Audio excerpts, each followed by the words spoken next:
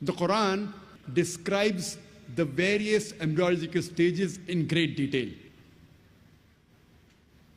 The Quran mentions in Surah Mu'minun, chapter number 23, verse number 12 to 14, that we have created the human being from a quintessence of clay, then made it into a nutfah, a minute quantity of liquid, then made the nutfah into alaqa, a leech-like substance, then made the alaqa into mudga, that's a chewed-like lump, then made the mudga into izama, bones, then clothed the bones with lahm, that is flesh, and then we made a different creature.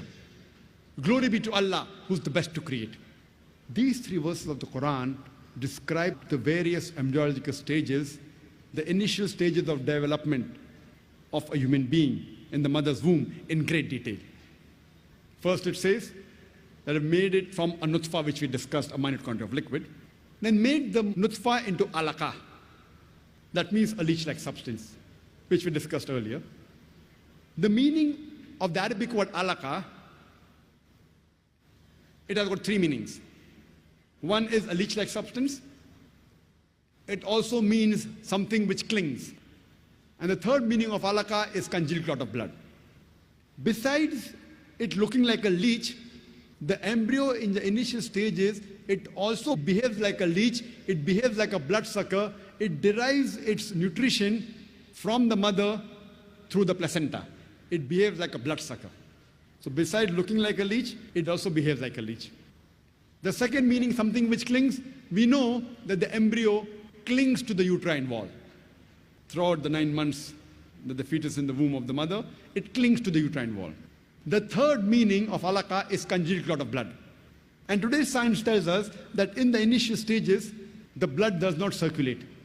And the blood clots in the vessels, and it appears like a congealed clot of blood. So all three meanings of alaqa, alhamdulillah, today's science says, is in perfect conformity to latest advances made in embryology. It further says, we placed it in a qararim makin, a place of security. And we know today that the fetus is protected posteriorly by the spinal column, the backbone, as well as the posterior muscles. And anteriorly it is protected by the anti-abdominal wall, by the amniochorionic membrane, as well as the amniotic fluid, which protects the child. So the science today testifies that the child is well protected in the womb of the mother. It further says, we made the alaqa into a mudga. A mudga means a chewed-like lump. So Professor Keith Moore took a plasticine and made it look into a leech-like substance, initial stage of embryo, and then placed it between his teeth. He bit it to make it appear like a mudga, a chewed-like lump. And when he saw it, the teeth marks, it resembled the somites from where the nerves develop. And the Quran continues, we made the mudga into izama, bones, then clothed the bones with lahm, that is flesh. Then we made it altogether a different creature. So what does the Quran mean that we made it into altogether different creature? Till this stage of mudga, izama, lahm, chewed like lump, bones, flesh, till this stage, today science tells us the initial stages of development of a human being is similar to the development of a fish, rabbit, and many other animals. Only after this stage does the human development differ in looks, where we have a head, then we have limbs. Then the Quran says, we made it into a different creature. Glory be to Allah, who's the best to create. Imagine, the Quran describes the various embryological stages in great detail.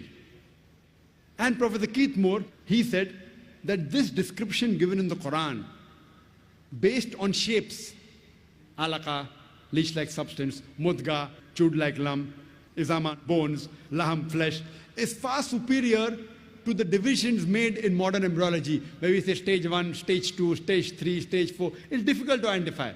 The description given in the Quran is far more superior and much more easy.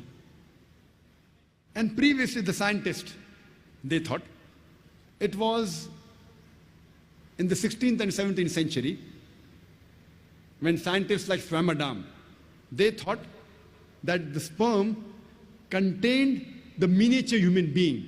The head of the sperm contained the miniature human being, and then it grew in the womb of the mother. Later on, when they came to know that the size of the ovum is bigger than the sperm. De Grasse, he said that the human being is present in the ovum and not the sperm. Later on in 18th century, Maupertuis, he propounded the biparental theory, that both the ovum and the sperm is responsible for the creation of the human being. They fertilize, they form the zygote, which the Quran has described in great detail.